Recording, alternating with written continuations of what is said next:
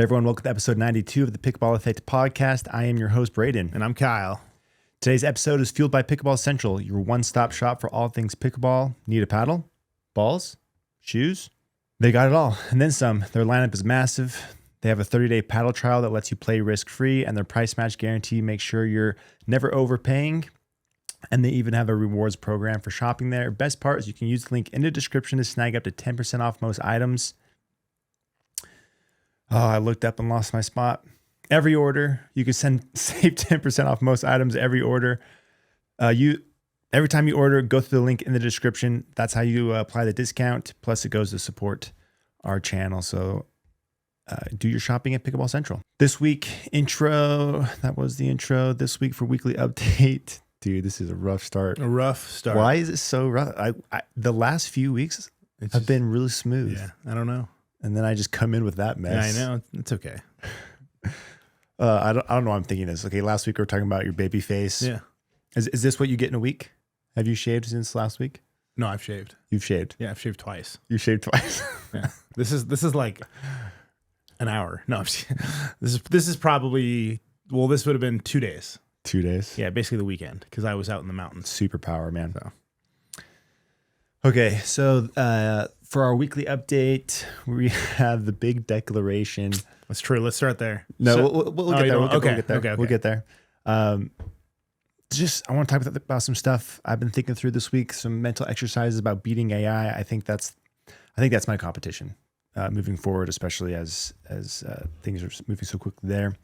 You have some health updates and format update. 3-0 to 5-0 is mine this week. I'm going to talk about one of my favorite shots that I like to do on the right side. It's a deceptive shot I like to do. I think I saw it on Instagram. Yeah, I posted on Instagram. I was just going to share it here as well. Kyle's Corner, what do we got? Talk about a little MLP, talk about some Japan stuff, and that's really it.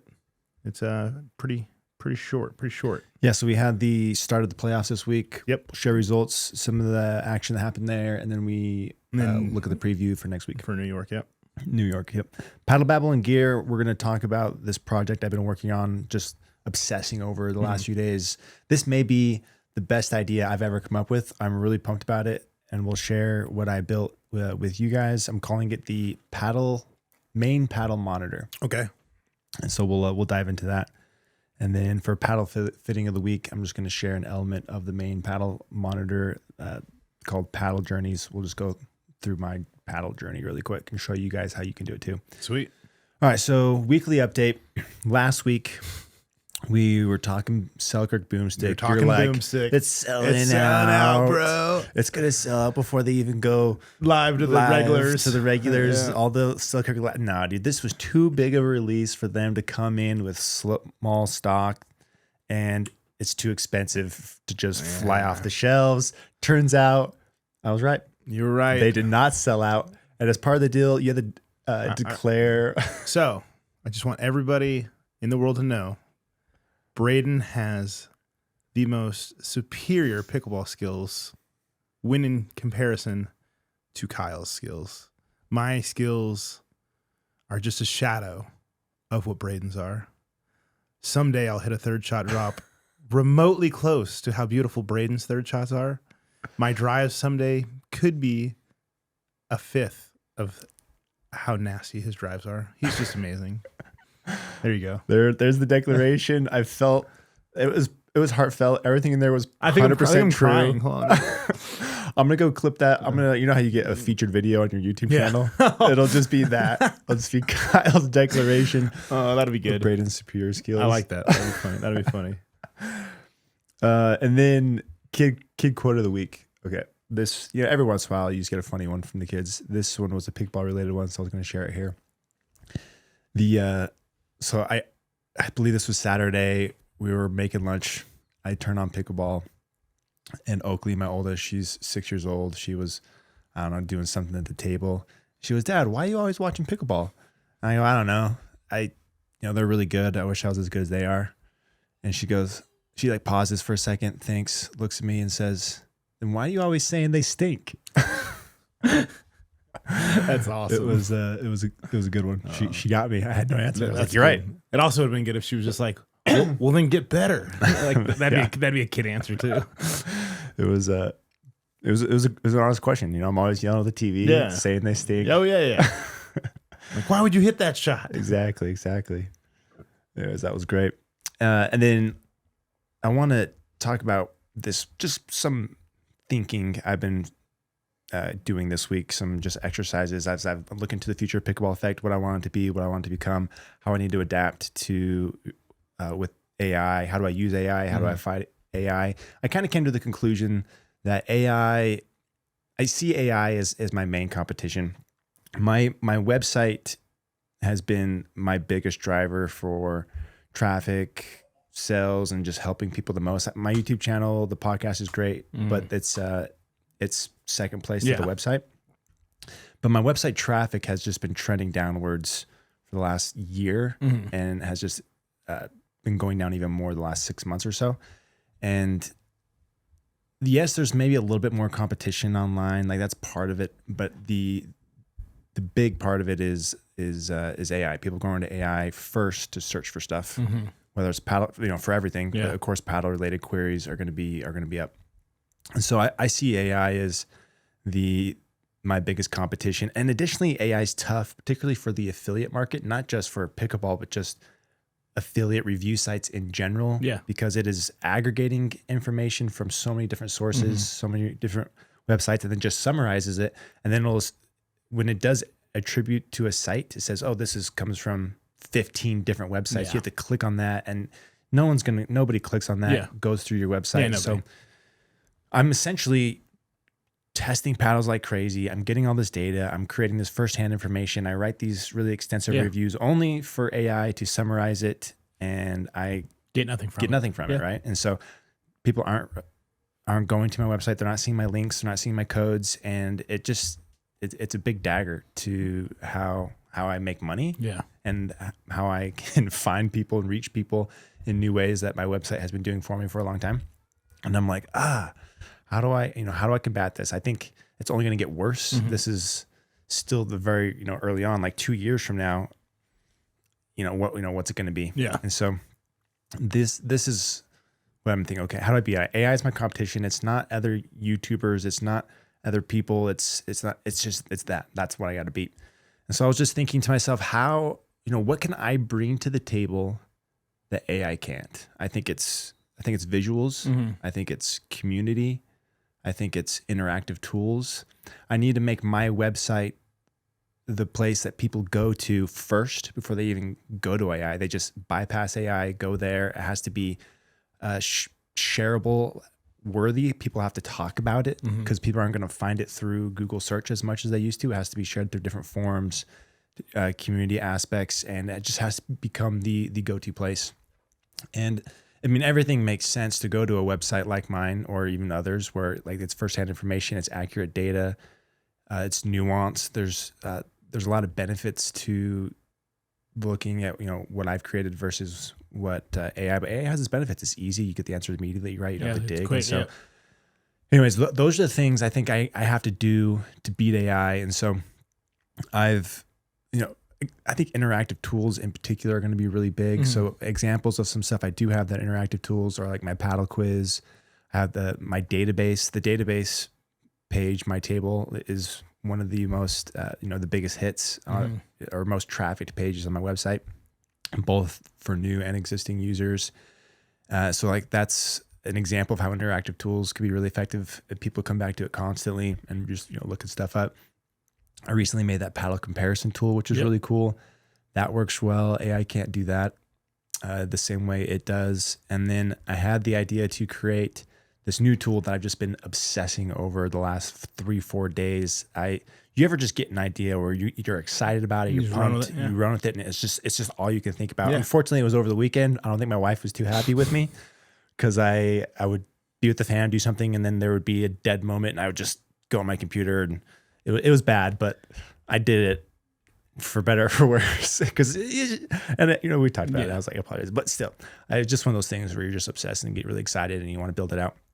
So I used the same tool I used to build the comparison tool to build a tool I'm calling the main paddle tracker, where you can go in, create an account, say what your main paddle is, and then there's just a bunch of analytics that come with that. Okay. Remember that report I made 4 or 5 months ago. Yeah. It's basically that, but live. Got it. And anyways, we're going to dive into this in the Paddle Babble and gear. We're just going to go through this tool, how to use it, what it looks like. But I'm just so pumped about this tool. And then there's one other idea for a tool I'm going to create. I haven't started, but I'm also very, very pumped about that. I think there's nothing else out there like it. I don't want to say what it is because I don't want anybody else to start thinking about it. But I'll probably start working on that one next month once I get this main paddle monitor cooking. But there's about 60 or so people in the main paddle monitor, people in the Instagram channel have been testing it out, messing with it, breaking it here and there for me, which is a big shout out to you guys who were the early signups for doing that and kind of helping me find the bugs. Yeah. But it's in a good spot now. I'll put a link in the description to it. We're going to dive more into it in the Paddle Babble, but it is something I'm very pumped about, and it's something that I think is going to help me beat AI and become the destination for pickleball paddle reviews, so I can find and help more people find the best paddle for their game. Love it. That's my update there. You get the last couple. Love it. Well, yesterday was a big milestone for me health-wise. I ran a 20-mile run. Dude, 2-0. 20 miles, yeah. That's a lot of miles. Yeah, it's funny. My coach the run was supposed to be 16 to 20, and I told him, I was like, if you give me a range, I'm going for the top. Like, it's just the way I am. Like, I would have ran 16. No, really? Maybe 16 and a half. Oh, nah. You give me a range, I'm aiming for the top. So I ran 20 miles. It was it was an awesome run. Like, there were so many different, like, the weather changed so many times, and like while I was running, it was like sunny, then it started pouring rain, then it was like sunny, and I was just like, this is awesome. Like, it was just like it felt like a movie. How long did it take you? 3 hours and about 3.5 hours. That's such a long time. So listened to an audiobook, and your marathon is still far away, isn't October 11th. You're way ahead of schedule. Yeah. Or are you just going to shift it up a gear and just start going for a Boston Marathon time now? So, well, that's funny because me and the coach talked about that. Oh, did you really? Obviously not this year, but like if that is a goal of mine. Do you know what your target time would have to be? Oh, you have to run like a 3-hour marathon to qualify for Boston. It's ridiculous. It's got to be. I think it's less than that. So, but the my goal for this marathon is basically when I had the Chat GPT plan, my goal was a 5-hour marathon. My goal now is a 4-hour marathon. Dude, you'll get there. No, I'm there. Yeah. Like, yeah. Even at the pace I ran yesterday, which I kept my heart rate. That's a sub 4? No, it's like a 409, but my heart rate was at 145 that entire run. What's that mean? It was zone 2. Is that low? That's like I can talk to you and run at the same time. Okay, so you're in a good spot. Yeah, I'm good. Dude, awesome. So that was pretty awesome. Are there any drawbacks to being so ahead of schedule? I don't think so. I just don't get hurt. I mean, Just don't get hurt? don't get hurt. But you're not increasing miles more, or you're just trying to increase pace? Yeah, I do a lot of like threshold stuff and up-tempo stuff, and he threw in, like, there's some trail runs getting thrown in there just for fun. But no, I don't think the long run mileage is really going to increase. Just the type of runs is going to change. Gotcha. So that was cool. And then Friday, I played King of the Court for the Friday morning members thing. Mm-hmm. Played with Stu, and it was a different format that I'd never been. What was it? It was interesting. So they set up all the courts. The top, if you lose on the top court, you go all the way to the bottom. Ooh, which is brutal.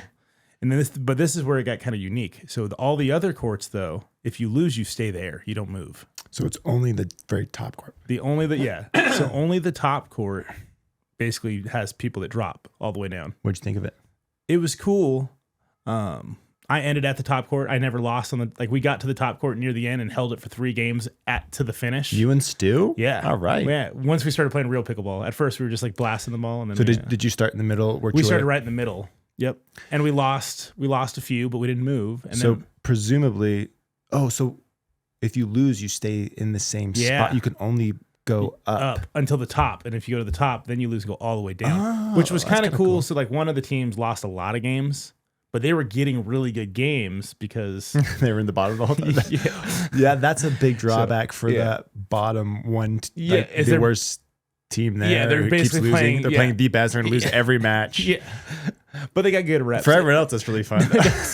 They're like, well, that's a gimme game. We're going up. It was. I'd never played that format. It was actually kind of fun. Yeah, I've never even heard of that. But by the time you got to the Kings Corp, maybe there was a couple teams that had higher dupers than you guys that had potentially fallen off. Yep. So it was even-ish. They were still, yeah, exactly. When you were there. So it was a cool format. Shout out to I think Jordan came up with that one. So would you do it again? Yeah, I'd do it again. That was a fun one. Would you take that one over the leapfrog, or you like both of them? I like them both. I think they're a little different. You take them both over traditional king of the court? Yeah. I think I like all of those better than traditional king of the court. Yeah, just the fact that mixes up those top two courts, either of those formats, is what makes that so much better. Yeah, because otherwise it's legitimately the same teams. You're playing the same teams over and over, and over again. And it allows for those kind of mid-range teams to get some new looks. Yeah, some good teams, which I think is really valuable, especially for people who are trying to level up. Yep. It's so hard to be a 4-0. You're trying to get into those 4 or 5 groups. Yeah. They're not accepting you yet because you're not good enough. There's a bridge period that you have to break through, and that enables some of that bridginess. It's funny, you have that bridge at every level. Like I remember when I was a 3-5 and you had like the 4-0s that didn't want to play with you, and then you get to 4-0 and the 4-5s don't want to play with you. Then you get to the 4-5s and like the 5-0s will only invite you if basically every other person that's a 5-0 they invited is injured. Yes. But you will get an invite. And then you have benevolent Braydon who plays with Kyle. That's his community service for the week. Oh, I'm such a jerk. No, Kyle's really good at pickleball, y'all. Just not as good as me. Did you see, speaking of good at pickleball, did you see my body bag from the baseline? Oh my gosh, that was hilarious. Yeah, tell everyone about that. Lob return, and sometimes I like to try to almost hit like an overhead. It was real funky. When somebody hits like a really high lob that it bounces high enough, sometimes I can hit it down and go right over the net. Slice drive. Kind of. And I went to whack it, and it actually caught the air and went up. And like a frisbee? Yes. And it just right into Chris, right into his chest. He's like, yeah, my paddle was there, and then it started rising, and I was like, oh crap. And did I see that on the kitchen too? Oh, yeah, I posted it on the kitchen. Oh, it was funny. Yeah, okay, I posted they didn't repost it. No, you posted it there. No, I posted it on the kitchen. It was funny. What were the comments? Oh, somebody said Chris must have eaten 3 weed gummies because his reflexes were so slow. And some lady was like, "Why didn't he just get out of the way?" And I'm just like, in my head, I'm like, I don't think this lady realizes how hard I actually hit that ball. Smoked it. Easier to say get out of the way. That's really funny. But no, it was funny. That was a wild one. So speaking of shots, let's go to 3-0 to 5-0, brought to you by Holy cow. This is an advanced electrolyte system made specifically with pickleball players in mind. Their 3-step hydration approach helps you stay fueled on the court, recover faster afterward, and keep your energy up for the long haul. The flavors are dialed and the ingredients are clean, and most importantly, it actually works. So go hit the link in the description, use the code PPEffect at checkout to lock in your discount. Your body, your game will thank you. Plus they have a sample pack you can buy that a lot of people have taken advantage of through the pod. So if you want to experiment with these flavors, the drinks, go get their sample pack, and that'll send you the gambit and see if you're into it. Okay, 3-0 to 5-0. We're talking. I don't need to grab anything. So this is just a shot I like to do that you can try this week. This is a deceptive shot I developed probably the last several months that has turned into a nice little surprise, a little weapon for me that I pull out every once in a while. So I'll show it to you here, just so you and I can see it as we talk through it. But essentially, this is best on the right side. But yeah, you set it up by hitting some variety, some dinks from that middle, taking a dink from the middle of your stance, so that it's, because everything when you dink from the middle, especially off your forehand, looks very similar. It's a really good place to dink from. And when you have the tip down and you're not showing any signs, you're not telling them where you're going with it. So after you do that a few times, you'll take one and you'll slip it right. So it's like an inside out type shot. So you'll take the ball right in the middle, and then you push it out to the right side of the person. So if I have a paddle here, I think the reason why this works is you've shown that you can hit this in a variety of places, but when you're coming in from the middle of the stance, you're bringing the paddle this way. Everything looks like you're going middle left. The paddle shows that way. Your body shows that way. Everything looks left. And then you can, real last second, just kind of scoop it right. So it's very, very well hidden. Yeah. and you just poke that to You the right. don't see it to the last second. You don't see it to the last second. And then it's too late to and react. you can get a little topspin on it too, and it works really good. And so I'll replay this a couple times so you can just see me do it. I think it's easier to show. Yeah, absolutely. That's the best description I can give it. But it's a really fun deceptive shot that you can fit in. It works particularly well when I take a dink from the middle of the court, but you can also do this from the edge. There's no like particular spot within your box that you have to set it up and take the shot. You can hit it from anywhere, but yeah, only use it once or twice a match, and it gets a lot of people. And this clip, I don't want to make the people we're playing against look like they're fools or anything. No, they're two incredibly good players. Good player. They crushed me all day on Saturday when I shot this. I just happened to get this on video and wanted to show it to you. So this is no discredit to them, but it also kind of shows the strength of the shot because the player in front of me is incredibly talented, very good. Yeah. Getting him to look so hard middle and then get him on the opposite side is not easy. And I think it kind of shows the validity of the shot a little bit. But that's a really fun one to go try. Dink middle, set it up. When you get a chance, slip it to the right. Just kind of push it to the right and see if you can get somebody with it. I like it. Okay, that's 3-0 to 5-0 this week. Do you have any like deceptive shots that? I mean, I hit something similar to that, but a little differently because I kind of like do this like limp wrist thing. It's that like it doesn't have the same spin. It actually has like side spin, but I'll have the same thing from the right side. And then I'll kind of look away and do the same thing, but not the way you're doing it from lower. I actually like the way you're doing it. Yeah. I think that adds. I guess I should point out that I do it off the bounce. Yeah. It has to be a little bit of a dead dink. Yeah. Cause it's almost easier when the ball sits there and you look like you're just setting up for a regular dink.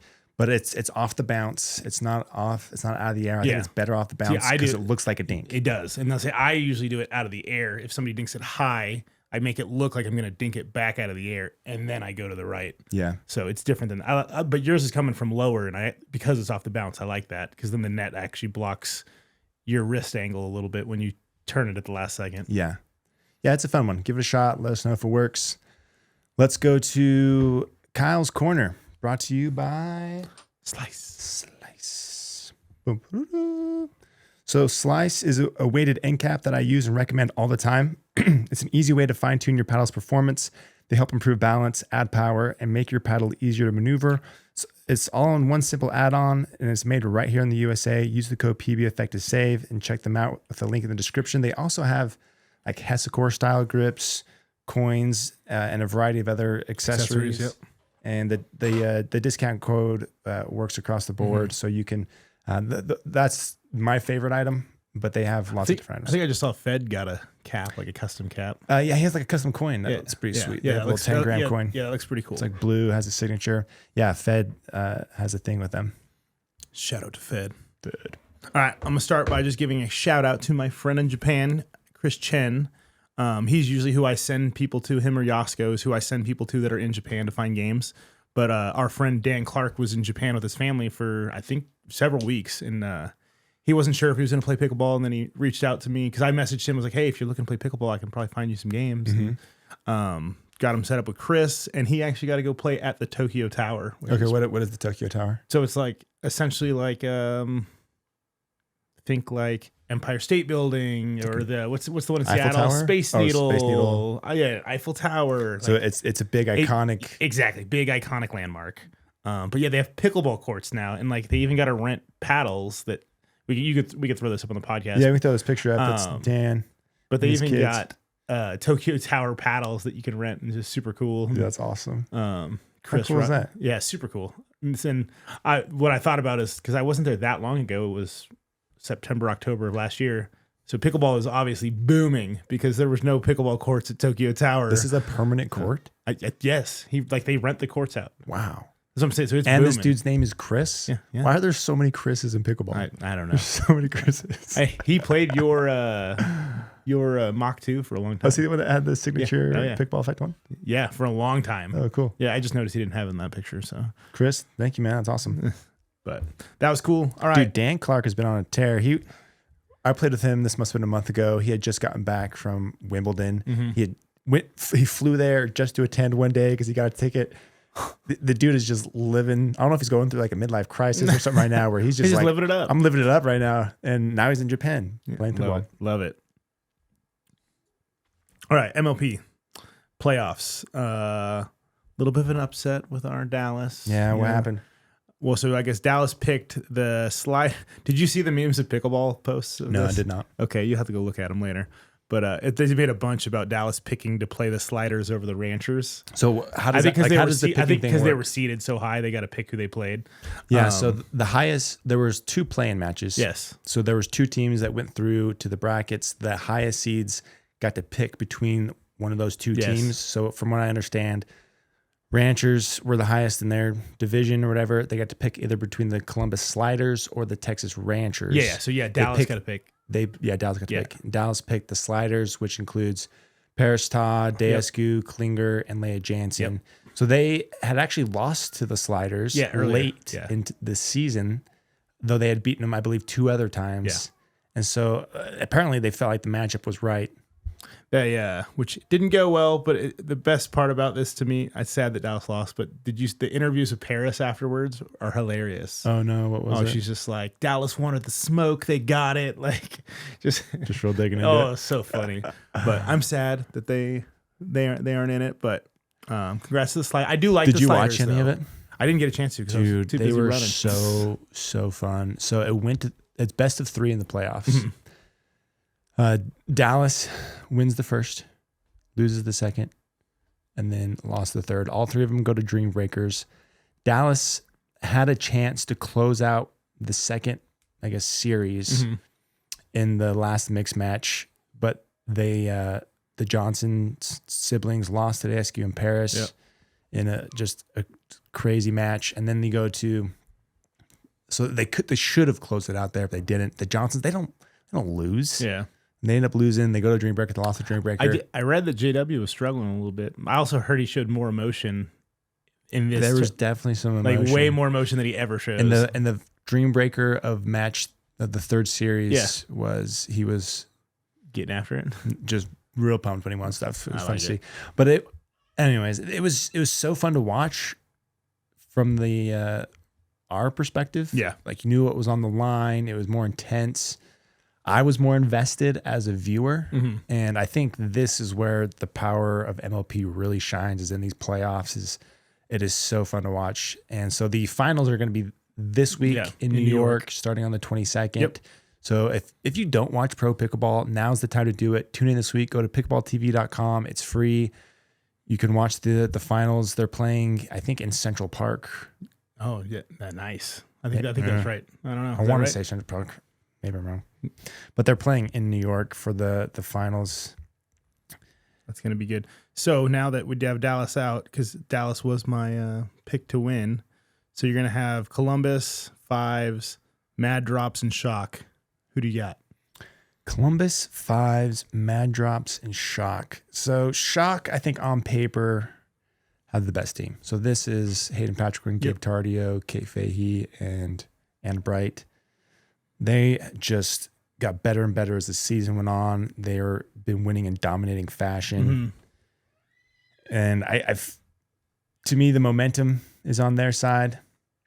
The Columbus are sleepers. I do think that they have a very capable team. Well, Mad Drops. I mean, Hunter and Ben are looking a little better together. So, yeah, that's a good team. They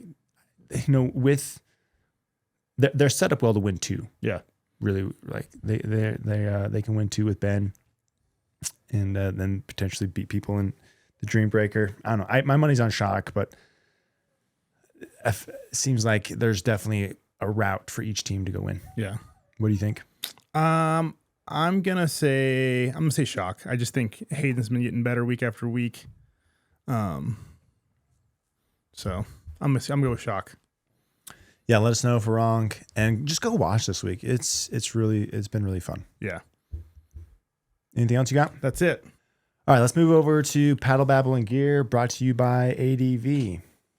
So ADV are the makers of high-quality pickleball bags and accessories. I've been using their Pickleball Backpack V2 myself. It's my go-to recommendation for players who want something that's tough, well-organized, and designed specifically for life on the pickleball court. If you're looking to level up your gear, hit the link in the description to learn more. Use the code PBEffect to save. That is a fantastic bag option. I'm seeing more and more of them locally too. Yeah, they're starting to pop up more and more. I'm happy for them because it's a good bag and they deserve the attention.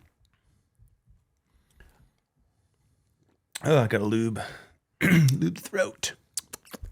Okay, paddle, babble, and gear. Before we jump into the main paddle monitor, just one quick note or an update from Body Helix. So the Body Helix Flick F1 elongated, passed, did the review. Most powerful legal paddle on the market. Then after it passed, they submitted a standard and a hybrid shape. Those did not pass USAP certification. So only the elongated is still available. I think Body Helix was expecting those to pass because the elongated passed and they had placed orders. And so they have a bunch of extra stock that they have to be creative with. And so you might be able to pick one of those up if you want. Yeah, they threw them in the sandbox and they'll be cheap, but they're not approved. They're not approved, but they will be a little bit cheaper. But I don't know. What do you think of that? Do you have any opinions of that? It's weird scenario. Well, I mean, I can't get into too much because I've heard of this with a few brands, but it is weird to me that this PB core is like the elongateds are passing and then other shapes aren't. Because typically the elongateds number-wise, they go through your database. Typically the elongateds are more powerful. Yeah, usually the elongateds can generate more power and are not quite as poppy. Exactly. When I guess that goes back to us thinking like, is PB core testing more so pop than it is power? Seems like it. Yeah. In some cases. Yeah. Like, and I think this kind of reaffirms that thought. Yeah. Unfortunately, the test, it seems a little bit finicky. And there's small things that will change the result. It could be weight, shape, more like it should change results more than we think they should. Yeah. Because you'd think if an elongated pass, the rest of the series would pass. But it also makes me wonder if did they get a little lucky on the elongated? Yeah, exactly. That's like maybe the one they sent through just happened to pass. And if they sent in 20 of them, would they all get the same result? I don't know. Because they, each paddle is going to be a little bit different. And I think they were just right on the threshold. And I think this is bound to happen when you have everybody's trying to get that 0.43, like everybody's aiming for the limit. Yeah. And, there's some 41, 42s that are very fast. There's some 0.3s that aren't top tier power paddles. Exactly. They don't seem like they are that. 0.43 does not equal the same level of power across the board. No, not at all. You have the Honolulu NFs that are 0.43 and the Flicks. Those are two very different power levels. Yeah. And the correlation to gameplay is just not there. Yeah. Like we want it to be and need it to be. And so unfortunate for them. But when you're playing that close to the line, you almost have to have a little bit of luck to get those through. But a lot of people wanted that paddle in a hybrid and wide body, and so unfortunately, it's just going to be the Speaking elongated. of approvals, I didn't put this in there, but did you see Vatic got their new foams approved? Yeah, the soles or something. I saw it's using a different kind of foam. I don't know any details on it. I read about it. It's like a different kind of foam that's more got better thermal insulation. So we'll see. It's not EPP. No, it was some foam that started with an S. I don't know if that's like a form. Maybe it's like a form of EPP, but apparently it's a foam that is better thermally insulated. That should supercritical foam, maybe. I've heard that one floating around. Is it? Yeah, that's like a real. We're just getting taglines. That's real. Yeah. Okay. Monocoque. It's a monocoque type term. Anyway, so there's the update there, but the elongated is still approved, and you can use that anywhere and everywhere. Go shoot some lasers. Go shoot some lasers. Let's talk main paddle monitor. This is the last item on for paddle babbling gear today. I wanted to focus on this. Plus, we're in a little bit of a lull right now in paddles, which has been kind of nice. Yeah. I've been hitting and testing some paddles I'm catching up on. We might talk about more next week. But yeah, nothing. There's going to be some announcements coming up for some other ones that are coming up that I'm excited about, but some stuff in embargo at the moment. But let's, main paddle monitor. So this was the first of the two tools I wanted, or I came up with the idea to create through, and it's all made possible through this generative AI coding tool that is just so incredible. What's the name of it? It's called Base 44. Okay. There's a bunch of them. That's just the one I use. But you go in there and it's all just text based. Yeah. I use prompt based and it just builds it right in front of you. That's pretty And cool. this one was a lot more complicated and tougher to build than the paddle comparison tool. Yeah. But it's finally in a spot that people can go sign up and it functions properly. And I'll just add to it as time goes on. But it's in a pretty good spot as is. So what you do is you go to main.pickleballeffect.com. That's the website. You create an account. It's going to prompt you to just fill out some basic information for your profile and then select your main paddle. So it uses my paddle database as the drop-down menu so that all the stats and things are associated with it when you're viewing it in other places, which is really cool. That's cool. It's the tool is very cool, but it's made possible through The database. Yeah. Like the database is what's making all this stuff really possible to make, in addition to AI being incredible. So you select your main paddle, and then that will immediately be populated to this live leaderboards page. So where you can see the top 10 most used paddles, the top 10 most popular brands, and then you have some analytics. So you can look at different distributions based off of build style. How many Gen 3s? How many Gen 4s? You can look at skill level. You can look at different shapes. You can look at paddle types. How many are power, all court control? There's different filters. You can be like, oh, I just want to see what the most popular paddles are for 4-0 players.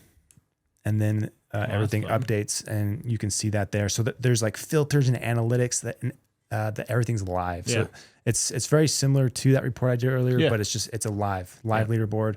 Everything's constantly updated. You can update your main through your profile page here. You just go here, search for your paddle, and then you select it, and then it updates everything. Very cool. So that's the first element. That was the original idea. So I created this, I put it in my channel, and I was like, there was some comments, or there's one comment in particular that got me thinking of, okay, how can we improve this? The comment was like, yes, this is really cool. This is something I would want to see, but I can definitely see myself creating an account, setting my main, looking at the leaderboard, and then just forgetting about it. I was like, yeah, you're right. Like the power of this is this being updated constantly, the data being fresh, getting lots of people in there. So how do I increase, or how do I get people coming back? And so the idea of adding some sort of community element to it was what I wanted to do next. So I was floating around a few ideas and landed on this one where you can go into your profile. So after you set your main, you can then create your paddle journey. So this is also another question I see on Reddit and other places. It's like, okay, this is what you're playing now. Where did you come from? What's your history? What level are you? And so you can, as you add new mains over time, your paddle journey, your basic list of past paddles expands and develops, but you can also go in here and add past paddles. So I went in here, you can add past paddle, use the drop down, create a custom paddle if it's not in the list, and then you develop. Okay, so you can add so if you don't have the Rally Tyro Pro like I started with, I can put that in there? Correct. Okay. You put that in there, and then so now you kind of have this timeline of paddles you've played with for, the past however long. But then that's fun. You can also go in here and edit the reason for the switch. So this is just like a real quick hit. So for this one, I put, I wanted more fill and forgiveness. And then there's an optional expanded box to explain your reasoning for the switch. So you not only have information of your history, you can say why you switched, and you develop this, I'm calling it your paddle journey. That's cool. And then there's an optional, once you create your paddle journey, you can make it public. So I've made my paddle journey public, and you go over here to the journey feed, and then here you can see a bunch of people's journeys. That's cool. And so mine's here at the top. My username is Hingle13. You can see what my level is, and then the country I'm in, and then you see my list. So you can expand this to look at the quick reasons of why I switched to each one, or you can see the full page with the expanded reasons of. You only went as far back as the Mach 2? I only went as far back as the Mach 2 for this. And then there's a comment element to it. So you can come in here, you can ask questions to the poster, have some discussion around this person's paddle journey. Cool. If you want more information from them. But then you can also search. So say we get 100 different paddle journeys in here. There's a search bar that you can type in your paddle, and you can see where other people have mained your paddle, what paddle they went to next, where were they coming from. And so it gives you this really cool insight into something that what your next paddle may be, and why that person moved away from it, or why someone maybe moved to your current one. And so there's this community element to it that's going to help people keep coming back. You can show some pride in what your paddle journey is. You can take this paddle journey, share it on, Facebook, whatever, get other people, looking at it. And then I also have a leaderboard history tab where eventually, as the live leaderboards are updated every month, it's going to take a snapshot of what the leaderboard is that month. Cool. So then you have some historical leaderboard data here. And so this is just the start. And I think this is a really good place for it to be. I'm going to obviously keep expanding this. And I need people to go in here and be like, oh, I love this feature, but oh man, it'd be really cool if I could add this. And just tell me your thoughts on this thing. I'm just so pumped about this. So the link to it, if you just want to type it into your computer or phone, is main.pickleballeffect.com. You can go there, create an account, set your main paddle, and see all these things immediately. And then if you want to explore further, mess with the journey feed and your paddle journey, you can go add all your comments and notes in there and publish your journey and start building up that library.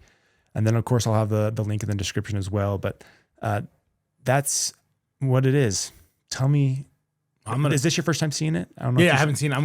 When I get home, I'm going to go in and do my paddle journey. What are your first thoughts? Like, as a paddle nerd, you're like, oh, this is dope. No, it's cool. But I mean, obviously you need more. The more people you get, the cooler it is. Yes. Because I mean, the more data you have, the more, it's actually going to be relevant. It'll be more relevant. Yeah. 100%. Yeah. The more the better for sure. But honestly, that's something eventually that I would just send to somebody to be like, you want to see what the top paddles are? Here, go look at this. Yeah. And then totally. you can see it. And,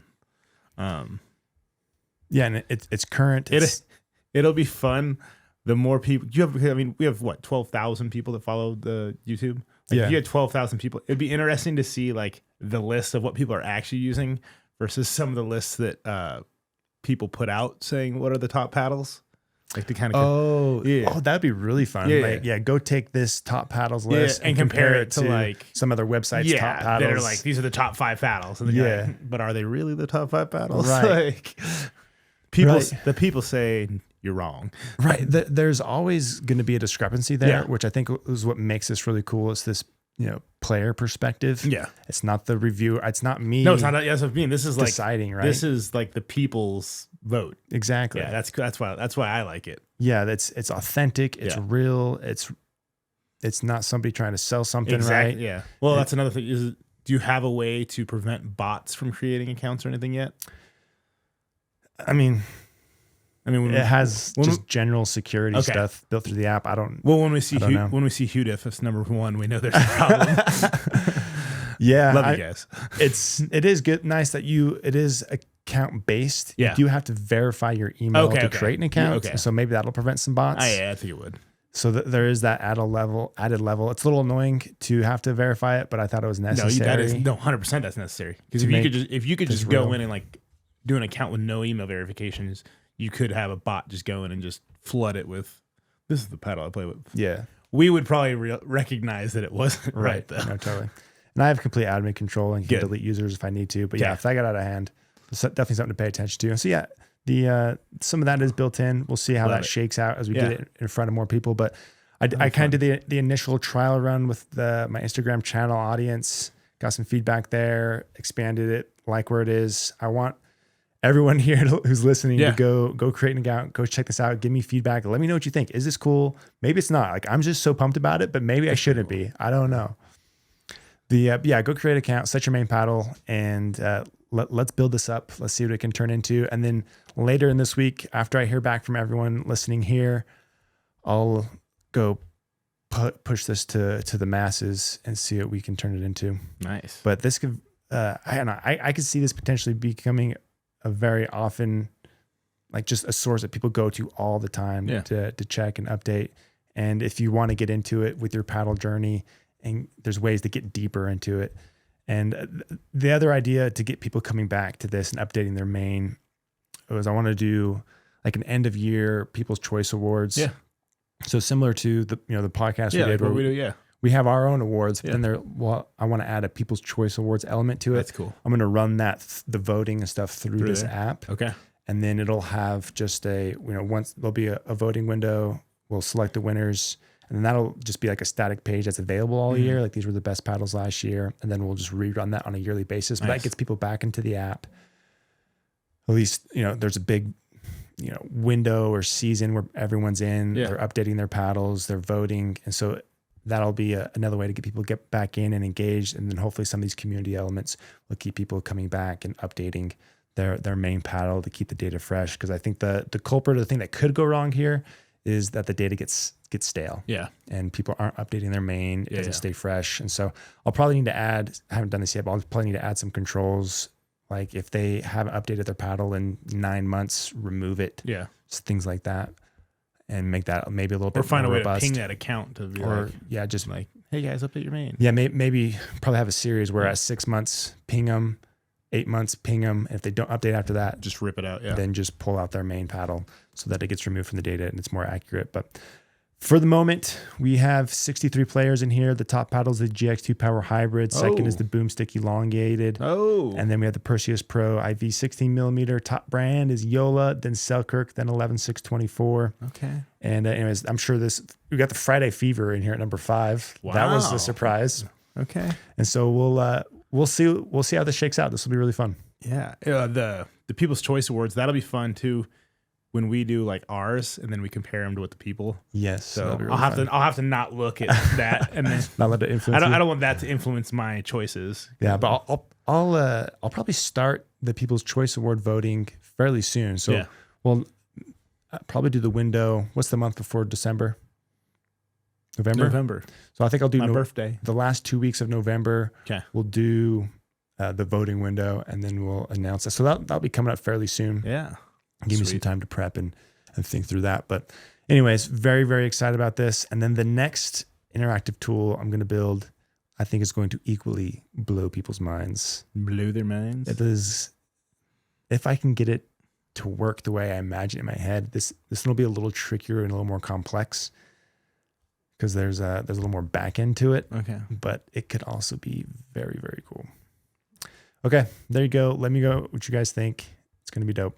Okay, last thing we're going to do here is I'm going to show you my journey feed and give you an example of what this looks like. But you only went back to the Mach 2. What was your first paddle? Ever? Yeah. My, even before performance paddles? Like your first, once you started actually, not like you played pickleball in elementary school, but once you actually started playing pickleball, what was your first paddle? So I actually first started playing pickleball in high school. Okay. And I bought, it was the brand before Onyx. I had bought that for $80. The brand before, that's a lot of money too back then. Yeah. And that was my first paddle I played with. And then I did a couple even tournaments when I was in high school, some junior events at the Utah Summer Games in St. George. And you sandbagger. And then I didn't play for forever. Years, until I picked it up again, a handful of years ago. Yeah. And when I picked it up a handful of years ago, my very first paddle was a Paddle Tech. It was the Bantam, first Bantam. Those were at the time those were super popular. Those were everything. Yeah. Like for performance paddles, I remember when I first started, everybody that was a 4.0 had a Paddle Tech. Yeah, they were everywhere. Yeah, this was pre Pickleball Effect. It was kind of the start of Pickleball Effect, or the beginnings of it, because I started playing. I was really enjoying it, and I just didn't have much discretionary income to buy a new paddle or justify $100 on a paddle. And so I started a league within my company. Okay. And there was, I think, 12 or 15 people that signed up, and I had emailed a handful of brands asking if they would provide stuff for the winters, for the winners. And Engage sent some hats and some stuff. I think Paddle Tech was the only one that sent a performance paddle. Then there was a smaller brand that sent some aluminum crappy ones. Okay. But the Paddle Tech sent one paddle, and I just kept it. I didn't get it. You dirtbag. So that's how I acquired my. That was your first free paddle? That was my first free paddle. That's a good story. Oh, Sorry, Paddle Tech. yeah, I took it. Oh, and that's then awesome. and then eventually started Pickleball Effect after that. But yeah, that was my first legitimate paddle. But yeah, for my paddle journey, I went back to 2023, Okay. so 2 years ago, where I made the Mach 2 4s of 14 millimeter For a long time. for a long time. And then I went to the Bantam ESQ 12.7. And so, like, for example, right here, for the reason I switched, I needed more pop at the net, but I gave up some feel and forgiveness for it. You know, at the time, there wasn't really any powerful wide body paddles. Yeah. This was the first one to come along that fit what I was looking for there with the speed, some forgiveness, but I just love the speed and pop. But ultimately, although I enjoyed it, it was just a little too poppy for me. So I ended up switching to the True Foam Genesis 2. And I said, I switched this one because I love the feel and control I got from it while also having some put away power. It required some weight to get it where I wanted, which made it heavier than I wanted in the end, but I was still willing to give that up for some extra feel and control that I got over the Bantam ESQC. And then from there, I went to the C45 hybrid for Franklin. Then I went to the J2 and FK, and I'm now with the GX2 Power Hybrid. But I have my reasonings for each switch. That's fun. And so these last three were like pretty quick successions because there's so many good paddles that came out, and I was getting a feel for all of them. But I see myself being with the GX2 Power Hybrid for a minute. For a minute, yeah. It's a good paddle. But anyways, that's my paddle journey. You can see it all right here. And then there's a few other people that have published some paddle journeys already that you can just explore and comment on. Does anybody have any comments? It'd be interesting to just go through a random one. There's no comments. I just published this last night. Oh, okay. So so these guys are on it early, though. These guys are on it super cool. early. And I'll expand some of the functionality there. I think as people see it, they'll have some feedback of how they can make it better. That could be kind of a fun segment to throw in every once in a while. It's just like read somebody's paddle journey. Like once it kicks off, that would be fun. That'd be a great idea. Yeah, maybe that'd be change fun. the paddle of the week to the journey of the week. Yeah, so we like give a shout out to the guy and we just go through his paddle journey. So make sure you guys put comments of why you switch paddles because that's the only way that works. Yes. Yeah, that's a great idea. That'd be really fun. Okay, we'll do that next week. We'll find somebody's paddle journey that we liked and that was more robust and built out, and we'll feature them and go through their journey. I like that. And then we'll judge them. Yeah. Well, there we go. That's going to end it for us. Thank you everyone for tuning in. We'll see you all next week. Excited to hear what everyone thinks of the main paddle monitor. Have a great day, guys.